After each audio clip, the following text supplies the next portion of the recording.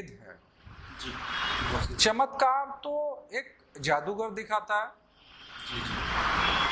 और कृपा स्थायी होती है, चमत्कार स्थायी नहीं होता। तो बाबा केशवानंद जी की जो कृपा है उसकी अनुभूति, उसको महसूस हम जब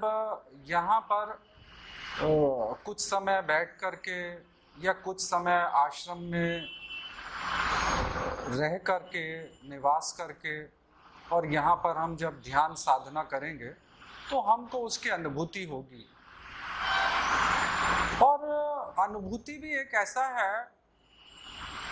कि अनुभूति की पूरी वास्तविकता जो है वो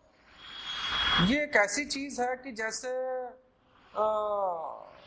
फर्ज कीजिए कि जून की एक तेज धूप है और अगर हम एसी में बैठ करके और उस तेज धूप पे की अगर चर्चा करें तो वो एक चर्चा है, लेकिन उसकी प्रॉपर फीलिंग नहीं हो सकती। उसकी प्रॉपर फीलिंग जब हम जून की उस तपती दोपहरी में हम जब जाएंगे तो हमको उसका एहसास होगा कि जून की जो एक तपती हुई दोपहर है या उसकी तपिश है वो कितनी शरीर को हमको हलचल पहुंचाती है। ठीक उसी प्रकार से जब हम किसी योगी की तपोस्थली पे, साधना स्थली पे बैठ करके जब हम तपश्चर्या करने का प्रयास करते हैं तो उनकी जैसे जैसे कैसे कैसे निरंतर कृपा होती है उसकी अनुभूति हम कर सकते हैं। ठीक उसी तरह से हमारा मुख्य बिंदु है कि ये जो बाबा केशवानंद जी की जो तपोस्थली है, ये कैसे बाबा यहाँ पर आए और क्या क्या उनसे जुड़ी हुई अनुभूतियाँ रही, घटनाएं हुई। तो 1947 से पहले जो है वो बाबा ने यहाँ पर तप किया और उस समय ये एक ऑरलैंड के रूप में था और ये जो टापू था इसके चारों तरफ गंगा का विहंगम दृश्य था। और इससे पूर्व बाबा ने हिमालय पे भी तप किया और ये तो महान योगी जानते होंगे कि हिमालय से फिर बाबा ने यहाँ पर किस लिए तप किया। लेकिन हमें लगता है कि यहाँ पर बाबा का तप करने के पीछे उद्देश्य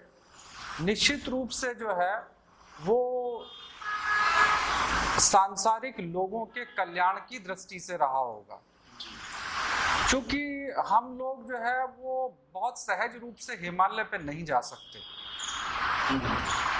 तो निश्चित रूप से बाबा का हम लोगों के कल्याण की दृष्टि से ये रहा होगा। इसीलिए बाबा ने यहाँ पे तप किया और तप करने के बाद इस भूखंड को जागृत कर दिया। और ये जो भूखंड है इसका अगर हम पुराना नाम अगर हम देखें, पुराने नाम से जो है इसको बेलबाला नाम से जाना जाता है, बेलबाला नाम से। तो यहाँ पर बहुत बेलों के पेड़ रहे थे पूरे आसपास। अब तो जो हम लोगों के आश्रम में है वो सुरक्षित हैं और वो लगभग 30-40 पेड़ बेल के हैं। रुद्राक्ष का पेड़ है, पीपल और बड़ का पेड़ है, चंदन का पेड़ है, सीता अशोक का पेड़ है। तो ये सब बाबा के समय से ही जो है वो व्यवस्थित हैं।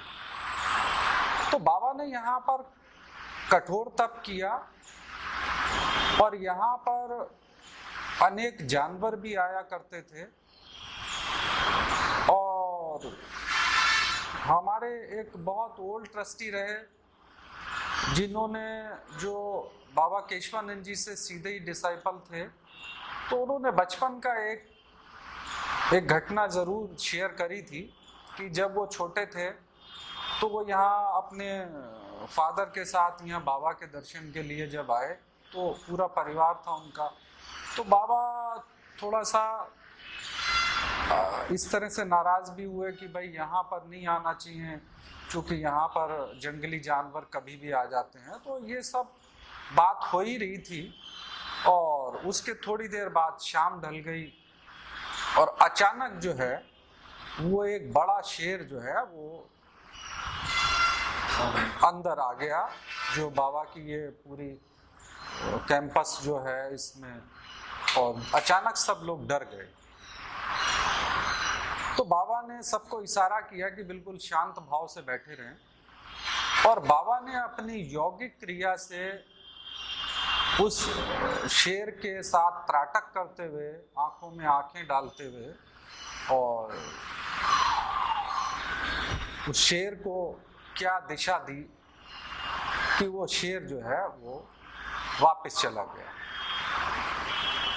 उसके बाद में यहाँ पर चूंकि बाबा तपस्यारत रहते थे और आश्रम की बैक साइड में जो है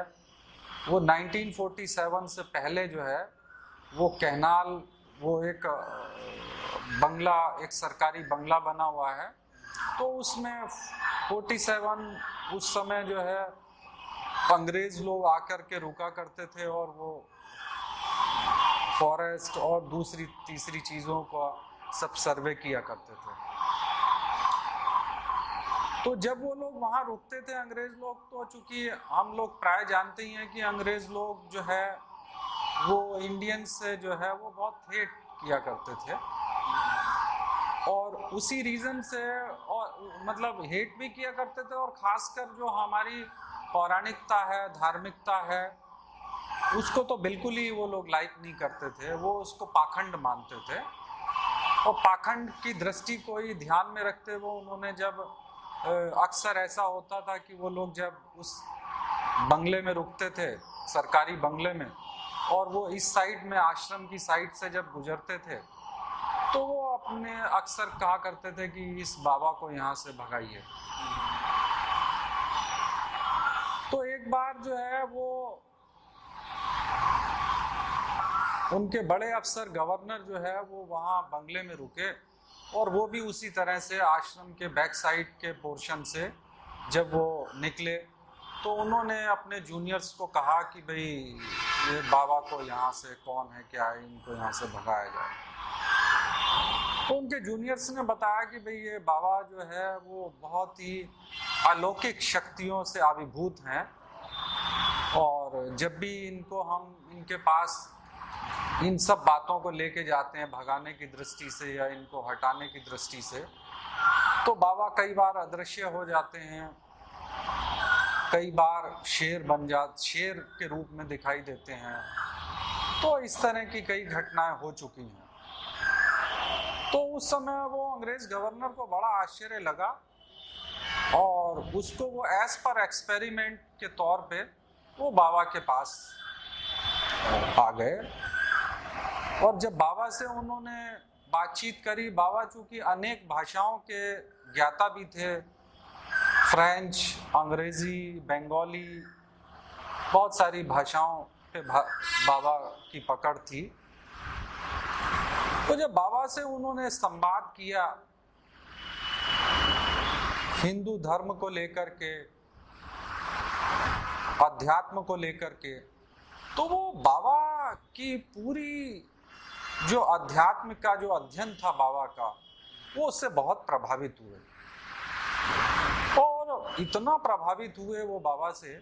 कि उनके प्रति उनके मन में एक समर्पण भाव जगा, और उन्होंने ये एक प्रपोजल रखा बाबा के सामने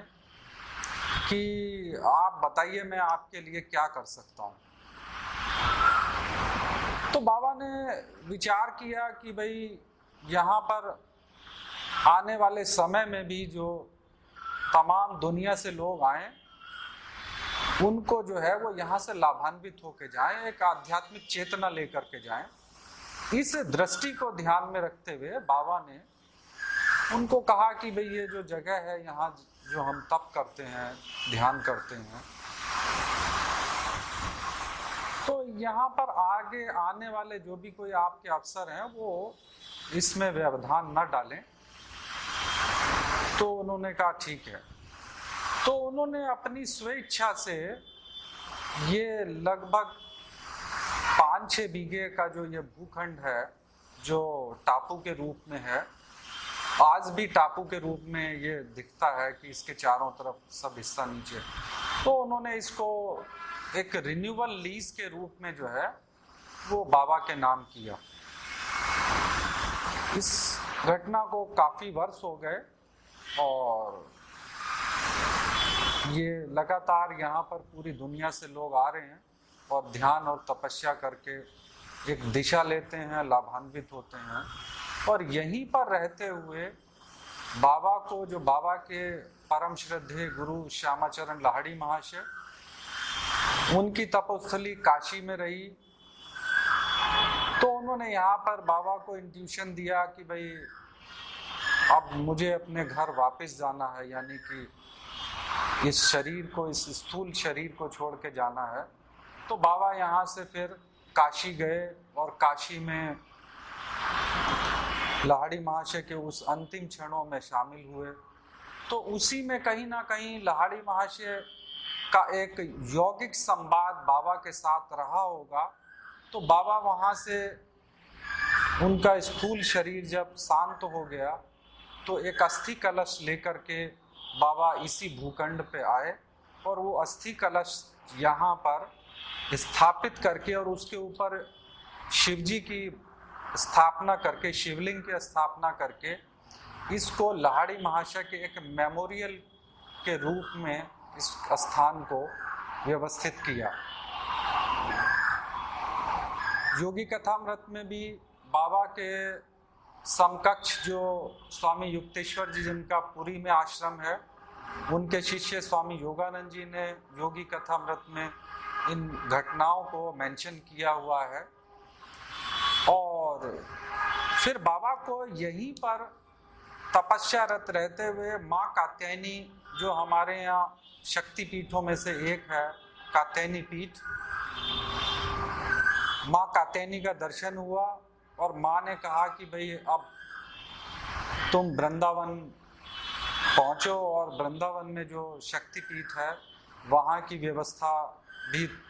तुमको ही देखनी है। तो बाबा माँ का दर्शन पाने के बाद माँ की आज्ञा से फिर बाबा यहाँ से वृंदावन कात्यायनी पीठ, जो विश्व प्रसिद्ध है, वहाँ कात्यायनी पीठ में वहाँ की व्यवस्था को संवारने और सुधारने के कार्य में वहाँ पर काफ़ी समय रहे और बराबर समय समय पर यहाँ पर भी आते रहे और वृंदावन भी रहे।